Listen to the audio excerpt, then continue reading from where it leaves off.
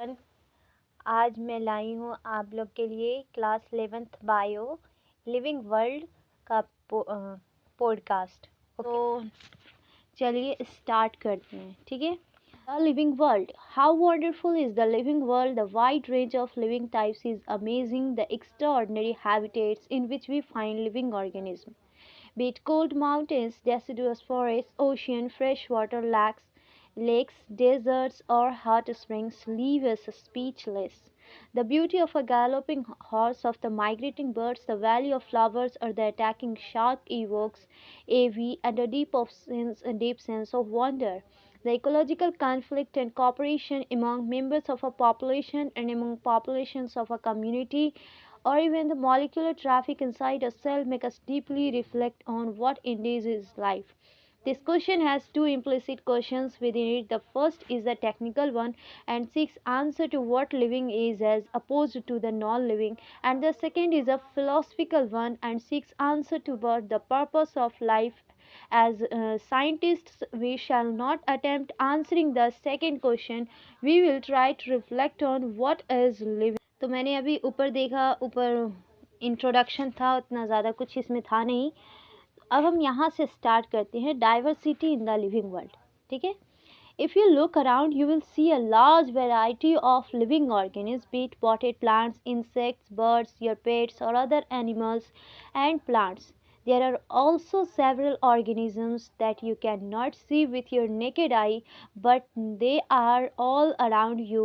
If you were to increase the area that you make of observations in, the range and variety of organisms that you see would increase. Obviously, if you were to visit a dense forest, you would probably see a much greater number and kinds of living organisms in it. Each different kinds of plant, animals, or organisms that you see represents a species. The number of species that are known and described range between 1.7 to 1.8 million. This refers, देखिए इसे आपको याद करना है कि जो number of species कितने हैं, वो लगभग 1.7 टू 1.8 मिलियन है, ठीक है। दिस रेफर्स टू, इनको हम लोग क्या कहते हैं, बायोडाइवर्सिटी कहते हैं, और the number and types of organism present on earth. तो इसमें हमें क्या होगा, बहुत सारे डिफरेंट ऑर्गेनिजम्स देखने को मिलेगा अर्थ पर, ठीक है। We should remember here that as we explore new areas and even old ones, new organisms are continuously being identified. कह रहे हैं कि जब हम लोग हमको याद होगा कि जब हम लोग एक्सप्लोर करते हैं, जब नए एरिया में जाते हैं और वहाँ पे हमें बहुत कुछ पुराना भी दिखता है, कुछ नए ऑर्गेनिज्म भी दिखते हैं, ठीक है। जितना ज़्यादा उसको आइडेंटिफाई करेंगे उतना ज़्यादा हमें नए चीज़ें देखने को मिलेंगे और कुछ पुराने भी मिलेंगे, ठीक है। As stated earlier, there are millions of plants and animals in the world. We know the plants and animals in our own area by their local names. Millions of plants और एनिमल्स जो है world में, हम लोग जानते हैं कि plants और animals in our own area by their local names, वो जिस एरिया में है वहाँ उसका लोकल नेम होता है, उसको सब लोग लोकल नेम से बुलाते हैं, ठीक है। These local names would vary from place to place, even within a country. ये जो local names होते हैं ना, ये जैसे हम जगह किसी और जगह जाएंगे तो उसका नाम कुछ और हो जाता है, तो इस तरह से चेंज होता रहता है। जैसे हम आपको एग्जाम्पल के ज़रिए बताते हैं, पोटैटो हम लोग जानते हैं, पोटैटो हम के आलू होता है, ठीक है। यहाँ हम लोग जानते हैं पोटैटो बोलते हैं। अगर हम मुंबई चले जाए तो वहाँ उसको बटाटा बोला जाता है। तो इस तरह क्या हुआ कि मतलब बिहार में तो पोटैटो आलू, तो इसको यहाँ जानते हैं पोटैटो, लेकिन अगर मुंबई जा रहे हैं तो इसका नाम क्या हो रहा है, चेंज हो रहा है। तो जिस तरह से हम लोग जगह चेंज करते हैं उस तरह से कुछ कुछ चीज़ का नाम चेंज हो जाता है, लोकल नेम, ठीक है। Probably you would recognize the confusion that would be created if we do not find ways and means to talk to each other to refer to organisms we are talking about.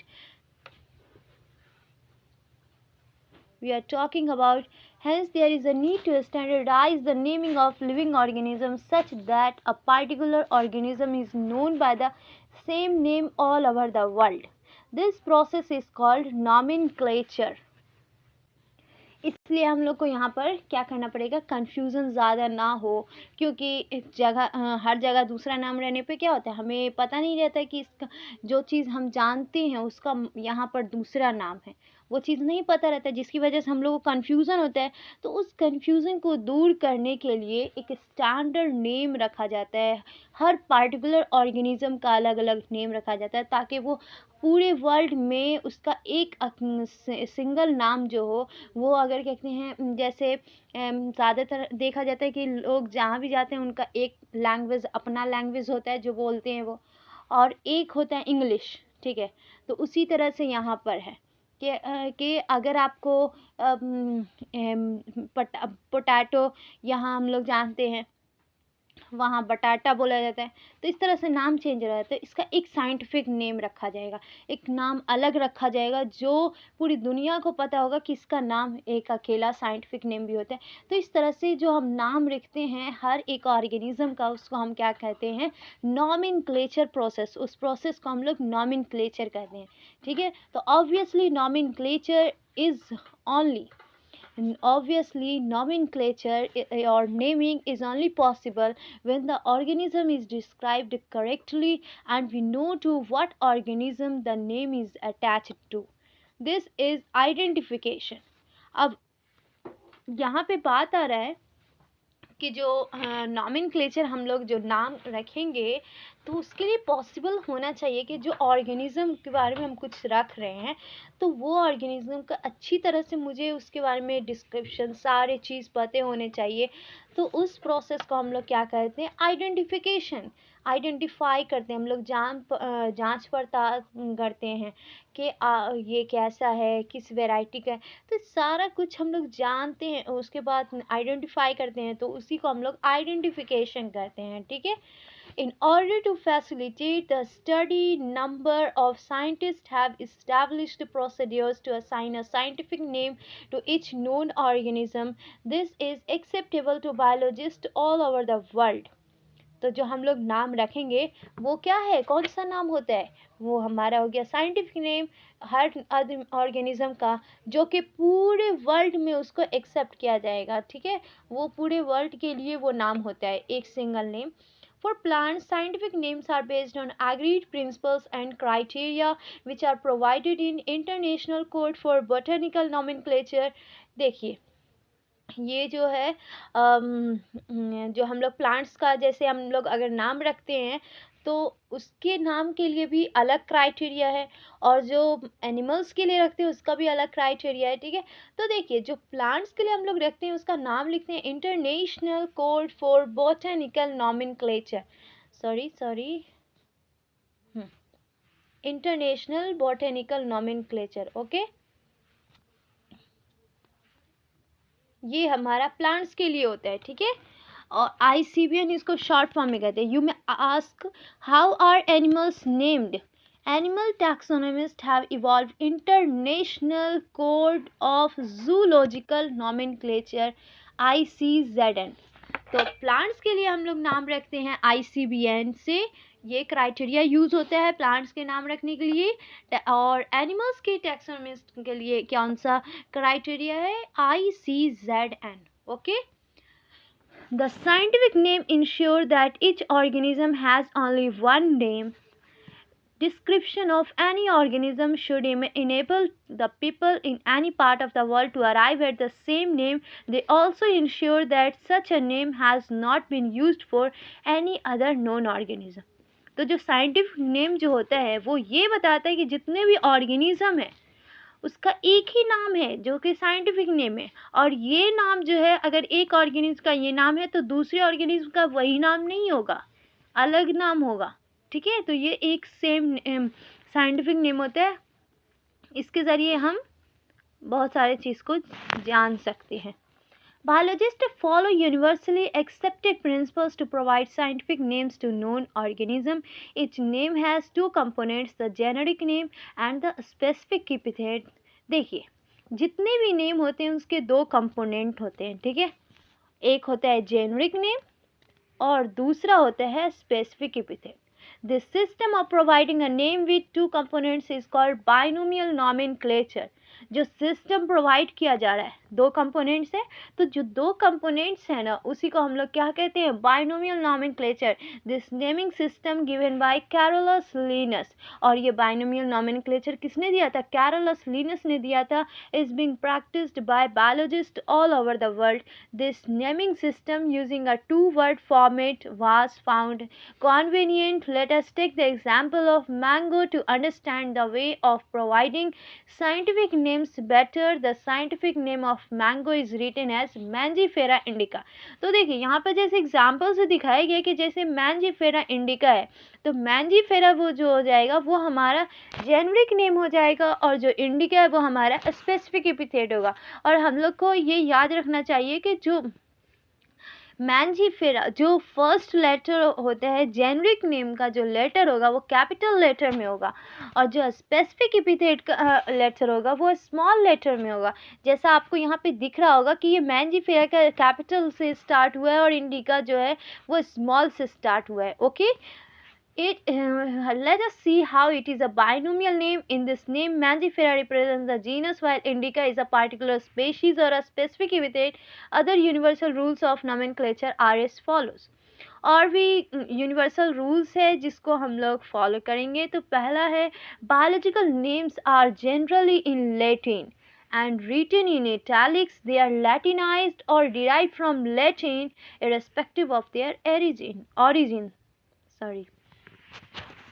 देखो, second है, the first word in a biological name represents the genus while the second component denotes the specific epithet. जो first word होता है biological name में वो genus represent करते हैं, जो कि हमने पहले ही बता दिया, और सेकंड कंपोनेंट स्पेसिफिक एपिथेट। और देखिए, और हाँ एक बात और, अगर आपको तीन लेटर में जैसे मैंजीफेरा इंडिका है, उसी तरह से और भी इंडिका के बाद भी एक और वर्ड आता है, तो आप उसको तीन नाम रहता है, एक से दो से ज़्यादा, तो उसको आप सब स्पेसिफिक एपिथेट भी कर सकते हैं। ठीक है, जो तीसरा आएगा ना उसको आप सब स्पेसिफिक एपिथेट कहेंगे। Okay, both the words in a biological name when handwritten are separately underlined or printed in italics to indicate their Latin origin. जो दोनों वर्ड्स हो बायोलॉजिकल नेम का, वो जब हम लोग हैंड रिटन लिखेंगे तो उसको सेपरेटली अंडरलाइन करेंगे, और जब प्रिंट करेंगे इन इटैलिक्स में करेंगे, और इसके इंडिकेट क्या करेंगे कि ये लेटिन ऑरिजिन है। ओके, तो इसका ऑरिजिनेट कहाँ से हुआ है, लेटिन से। ठीक है, इसको हम लिखते हैं इटैलिक्स में। The first word denoting the genus or starts with capital letter, while the specific epithet starts with a small letter. It can be illustrated with the example of Mangifera indica. Name of the author appears after the specific epithet, that is at the end of the biological name, and is written in an abbreviated form. Example, Mangifera indica Lin. देखिए, last में लिन मतलब यहाँ पे आ गया कि ये Carolus Linus ने scientist का नाम लिखा हुआ है। ठीक है, it indicates that this species was first described bye Linus. ये इंडिकेट करता है कि ये स्पेशीज को सबसे पहले किसने डिस्क्राइब किया था, लिनस ने बताया था। Since it is nearly impossible to study all the living organism, it is necessary to devise some means to make this possible. This process is classification. तो देखिए, तो अब देखिए, बहुत ये जो क्लासिफिकेशन इसलिए किया जाता है कि बहुत सारे ऑर्गेनिज्म है दुनिया में, तो सभी को हम लोग को पढ़ने में ऐसा नहीं है कि हम लोग सभी को पढ़ पाएंगे। इसी वजह से आसान करने के लिए क्या होता है कि ताकि और भी ज़्यादा आसान हो सके, तो सारे ऑर्गेनिज्म को हमको क्लासिफिकेशन करना पड़ेगा, बहुत सारे ऑर्गेनिज्म का, ताकि एक ग्रुप में, जैसे हम लोग एनिमल्स किंगडम में पढ़ते हैं कि पॉरीफेरा और फिर इतने सारे फाइलम सब हैं, तो ये सब क्या है, क्लासिफाई कर दिया गया, जिससे हमें पढ़ने में आसानी होती है। इसी वजह से हम लोग क्या करेंगे, क्लासिफिकेशन करेंगे।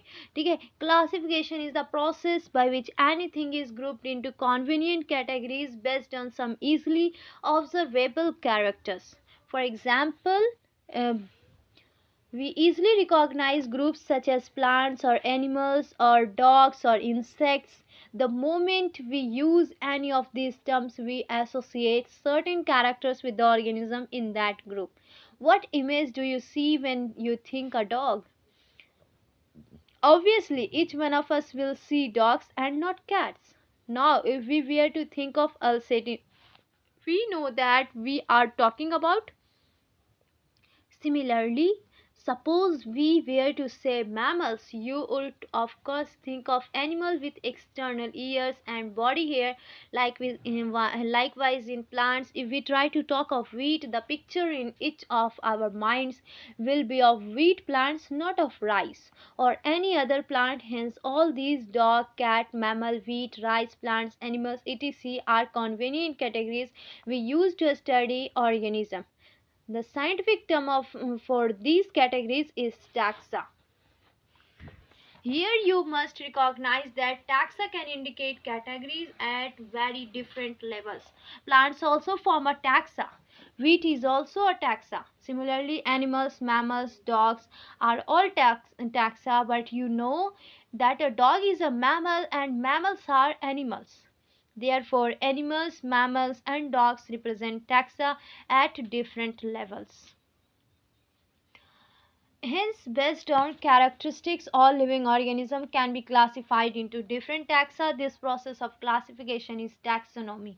External and internal structure, along with the structure of cell development process and ecological information of organisms, are essential and form the basis of modern taxonomic studies. Hence, characterization, identification, classification, and nomenclature are the process that are basic to taxonomy. तो देखिए यहाँ पर characterisation जो taxonomy की basics taxonomy की ये question पूछा जाता है, ठीक है, तो इसे आप ध्यान रखिएगा कि बेसिक्स ऑफ टैक्सोनॉमी। तो यहाँ पर इसका कैरेक्टराइजेशन, आइडेंटिफिकेशन, क्लासिफिकेशन, नॉमेनक्लेचर, इन चारों प्रोसेस को हम लोग क्या कहते हैं? बेसिक टैक्सोनॉमी कहते हैं, ठीक है। तो सबसे पहले आता है कैरेक्टराइजेशन, उसके बाद आता है आइडेंटिफिकेशन, फिर क्लासिफिकेशन, सबसे लास्ट में नॉमेनक्लेचर, ठीक है। तो इसे आप याद रखिएगा, ये क्वेश्चन आता है एग्जाम में। Next, taxonomy is not something new. Human beings have always been interested in knowing more and more about the various kinds of organisms, particularly with reference to their own use. In early days, human beings needed to find source for their basic needs of food, clothing, and shelter. Hence, the earliest classification were based on the uses of various organisms. Human beings were since long not only interested in knowing more about different kinds of organisms and their diversities, but also the relationships among them. This branch of study was referred to as systematics. The word systematics is derived from the Latin word systema, which means systematic arrangement of organisms. Linnaeus used Systema Nature as the title of his publication. The scope of systematics was later enlarged to include identification, nomenclature and classification. और देखिए यहाँ पे जो आपको दिख रहा होगा identification, nomenclature, classification, ये किसका है? ये सिस्टमेटिक्स का है, ठीक है। तो दोनों जगह पे आप लोग को लगता होगा कि सेम, तो यहाँ पर कंफ्यूज नहीं करिएगा, बल्कि उधर जो हम लोग सबसे आगे जा चुके हैं, वो जो हम देखे हैं वो था हमारा बेसिक्स ऑफ टैक्सोनॉमी, ठीक है। यहाँ पर हम लोग सिस्टमेटिक्स का देख रहे हैं, जो कि इसमें आता है सिस्टमेटिक में आइडेंटिफिकेशन, नॉमेनक्लेचर और क्लासिफिकेशन, ठीक है। सिस्टम और इसमें जिस तरह से अरेंज किया है उसी तरह से अरेंज रहना चाहिए, और ये भी क्वेश्चन पूछा जाता है, ठीक है, सिस्टमेटिक्स का। Systematics takes into account evolutionary relationships between organisms. Next topic, taxonomic categories. Classification is not single step process but involves hierarchy of steps in which each step represents a rank or category. देखो, classification एक single step process नहीं होता है कि एक ही step में classification नहीं होता, बल्कि बहुत सारे स्टेप्स इसमें फॉलो होते हैं, ठीक है। और जितने भी स्टेप्स होते हैं ना, वो उन सभी को हम लोग क्या कहते हैं, रैंक कहते हैं या तो कैटेगरी कहते हैं। और ये जो कैटेगरी होते हैं ये टैक्सोनॉमिक अरेंजमेंट का पार्ट है, ठीक है। इसी को हम लोग टैक्सोनॉमिक कैटेगरी भी कह सकते हैं। और जितनी भी कैटेगरी होती है उन सबको हम लोग टैक्सोनॉमिक हायरार्की कहते हैं। Okay, each category refer to as a unit of classification। और देखिए यहाँ पे क्या करें, each category refer to as a unit of classification। जितनी भी कैटेगरी होती है उन सबको क्या कहा जाता है, क्लासिफिकेशन की यूनिट कहा जाती है, ठीक है। तो यूनिट ऑफ क्लासिफिकेशन क्या होता है, जितनी भी कैटेगरी है उन सबको यूनिट ऑफ क्लासिफिकेशन कहेंगे। In fact represents a rank and is commonly termed as taxon. और इसको हम लोग रैंक कहते हैं और कॉमन वर्ड में इसको हम लोग टैक्सोन भी कह सकते हैं, ठीक है। तो taxonomic categories and hierarchy can be illustrated bye an example. Insects represents a group of organisms sharing common features like 3 pairs of jointed legs. It means insects are recognizable concrete objects which can be classified and thus we are given a rank or category. Can you name other such groups of organisms? Remember, groups represent category। देखिए देखिए यहाँ पर आपको ध्यान देना क्या है, groups represents category, category further denotes rank, each rank or taxon in fact represents a unit of classification। यहाँ से भी क्वेश्चन आया है, ठीक है। तो इसे भी ध्यान दीजिएगा कि याद करने की ज़रूरत है कि ग्रुप क्या रिप्रेजेंट करता है, कैटेगरी को रिप्रेजेंट करता है। और कैटेगरी जो है वो रैंक को, और रैंक को ही हम लोग टैक्सोन कहते हैं। तो ये हमारी क्या है, यूनिट ऑफ क्लासिफिकेशन है, ठीक है, क्लासिफिकेशन की यूनिट है। अब देखिए, these taxonomic groups categories are distinct biological entities and not merely morphological aggregates। Taxonomical studies of all known organisms have led to the development of common categories such as kingdom, phylum, division, class, order, family, genus and species। देखिए, taxonomical studies जितने भी organism का होता है उसमें कुछ common categories जैसे देख लीजिए, किंगडम, फाइलम, डिवीज़न। फाइलम जो डिवीज़न जो हम लोग प्लांट्स के लिए यूज़ करते हैं, ठीक है। Class, order, family, genus and species. All organisms, including those in the plant and animal kingdom, has a species as the lowest category. Now, the question you may ask is how to place an organism in various categories. The basic requirement is the knowledge of characteristics of an individual or group of organisms. This helps in identifying similarities and dissimilarities among the individuals of the same kind of organism as well as of other kinds of organism। आज के लिए बस इतना ही। Next lecture में हम लोग species से start करेंगे, ठीक है।